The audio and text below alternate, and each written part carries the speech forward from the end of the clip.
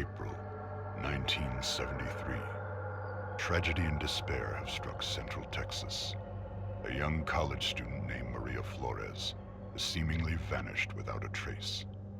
She was last seen near the town of Newt more than 2 weeks ago, but with no physical evidence, the investigation has stalled. With few leads and even less hope, Maria's younger sister Ana Flores and a group of her closest friends set out to find their missing loved one. But any grief or sadness caused by Maria's disappearance would pale in comparison to the agony and despair they would soon discover. What awaited this group of youths was a nightmare beyond belief. The events surrounding Maria's disappearance would be just one of the many bizarre crimes later known as the Texas Chain Saw Massacre.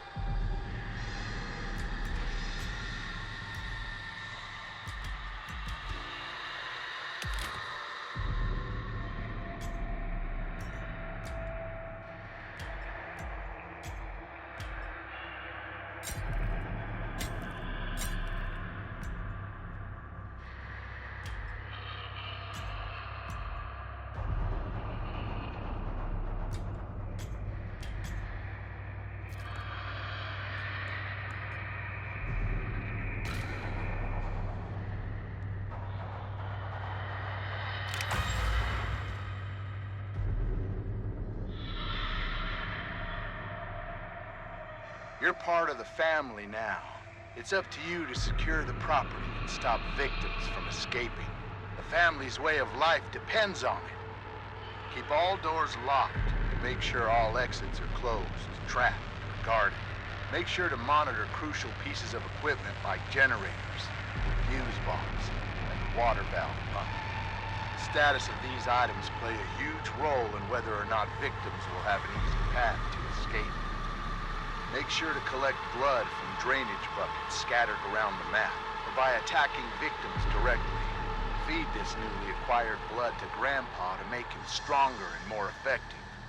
The stronger he is, the more powerful his sonar ability will become. Pretty soon he'll be finding and highlighting victims for the whole family to see. Feed Grandpa enough, and he'll give the family new abilities that can be used for the rest of the match. Remember, Grandpa is the best killer that ever was. Hunt down the victims using abilities and teamwork. Look for signs of movement and listen for noise. Pay attention to your surroundings and keep your eyes and ears open. You never know where one of those victims might be hiding. Speaking of abilities, each family member has a unique ability that can help hunt and track down victims. Careful though, some abilities have limited quantities, while others are on a cooldown. So hunt wisely. Once you locate or find a victim, make sure you have a plan. Try to set up ambushes or catch them off guard. The direct approach isn't always the best, so use your fellow family members when possible. But once your plan unfolds and you get them within range, hit them. Then hit them again. And remember, if you do manage to successfully hit or execute a victim, take that blood to Grandpa. He's hungry and needs his strength in order to help you. Oh, don't let a single victim escape. After all, we win as a family, or we lose as a family. You've been captured by the Slaughter family, tied up, tortured, and left for dead. You must do whatever it takes to escape the family's property at all costs. Find your friends, hunt for life-saving items like tools, bone scrap, and health. But more importantly, locate and open up escape routes before it's too late. The family is hunting, so move quietly and make the right decisions. Your life depends on it. Stay quiet and hidden. Move slowly and carefully to avoid making excessive noise. Use shadows and tall foliage to stay hidden. Take cover behind tall objects to break line of sight. And last but not least, use the environment to your advantage. Wall gaps, crawl spaces, and unique hiding spots like freezers, armoires, and even vehicle trunks can be used to evade the family. Use them. Watch out for objects that make noise. Moving too fast through the environment can spell disaster. Searching for items slowly will drastically increase your chance of survival. Even moving too fast through doors can give away your location, so stay calm and move quietly. The family is always listening.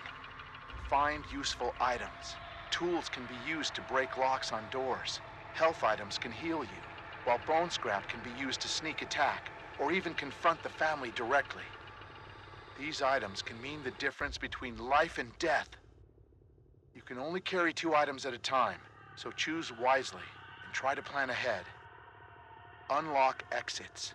The heavy metal doors almost always lead out of the basement. Find and open them. Once upstairs, keep moving if possible. There are multiple escape routes located on the outer edges of the property, so find a way to open them.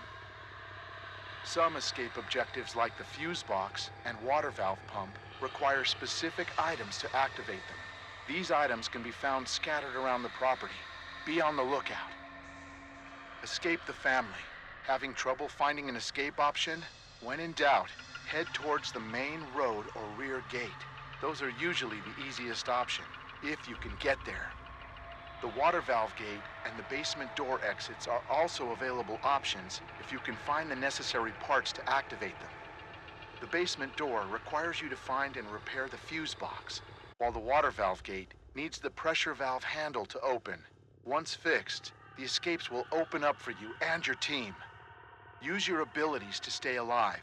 Used at the right time, they can mean the difference between life and death. Be careful though. Star sign abilities have a cooldown that will prevent overuse, so plan wisely. Remember, you have been captured, beaten, and tortured, so your injuries are severe. You need to escape before you succumb to your wounds. As the match continues, you will start to bleed out more and more. Be wary of leaving blood trails behind. You can be tracked. Health items can slow this process, but you can't stop it. Escape is the only option. Finding fellow victims and working together is recommended, but not required. Grouping with teammates can have a multitude of advantages, but your total noise output might also increase. Choose your strategy wisely. The only question is, who will survive, and what will be left of them?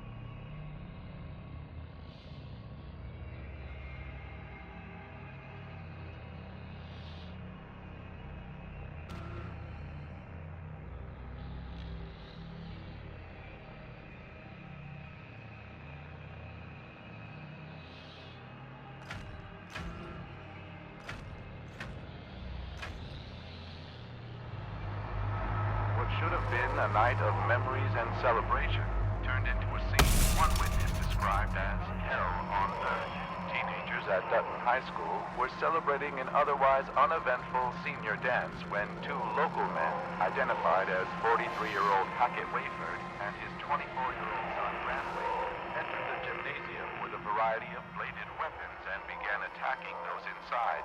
6 students, all members of the football team, managed to subdue the men before anyone was severely injured. Matthew Hickory, one of the boys responsible for ending the nightmare, told reporters that the 2 men were freak strong, like bulls or something. Authorities arrived and were able to arrest the men, who are now in custody. Authorities were alerted to Hellam's Ranch yesterday to investigate reports of cattle abuse, but what they found instead was disturbingly serene. The ranch was devoid of livestock. Instead, 13 men, all dressed in plain white clothes, were sitting in chairs spread throughout the property. Each one was wearing a simple rope belt, a pair of sunglasses, and holding a copy of King James' Bible. No man showed signs of abuse, neglect, or trauma. The sheriff's department believes each man ingested no amount of potassium cyanide, judging from the large...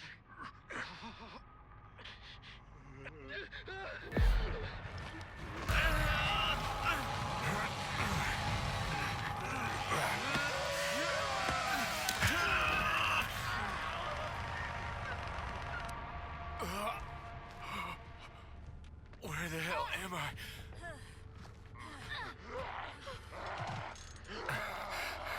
That's not gonna work.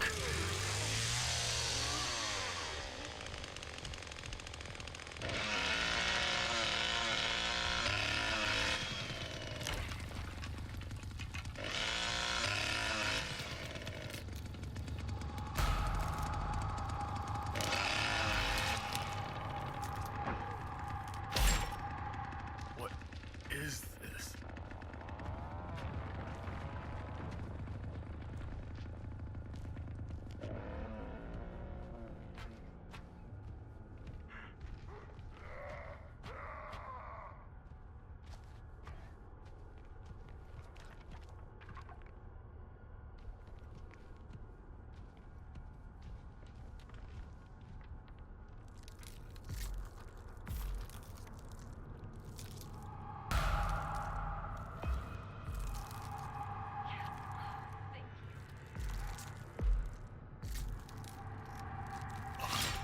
Oh God, this is awful. All right.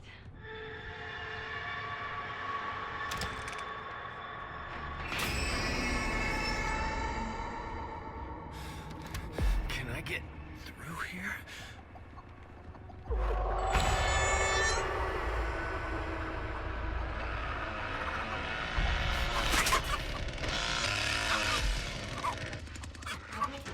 Seriously? Thank goodness.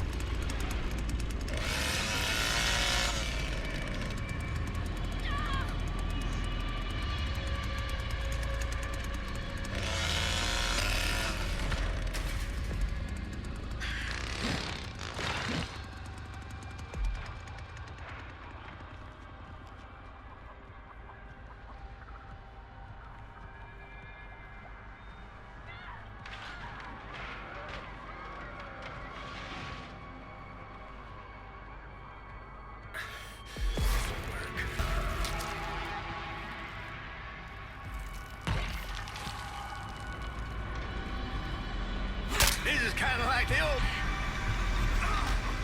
Ready?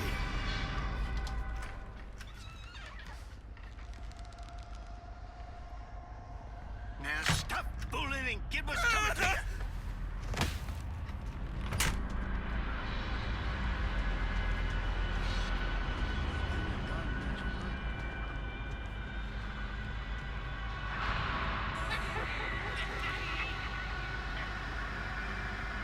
I lost it. No. I knew they were here somewhere.